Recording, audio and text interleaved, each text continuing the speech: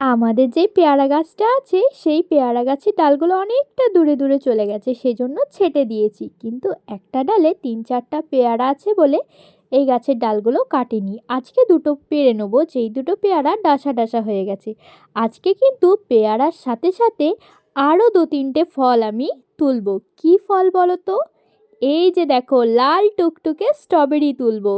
2-3টে strawberry বেশ পেকে লাল হয়ে গেছে, দুটো সুন্দর বড় লাল টুকটুকে, আর একটা একটু অপুষ্টি হয়ে গেছে ওই ফলটাতে, ওই ফলটাও আমরা তুলে নেবো। লাল টুকটুকে হয়ে গেছে।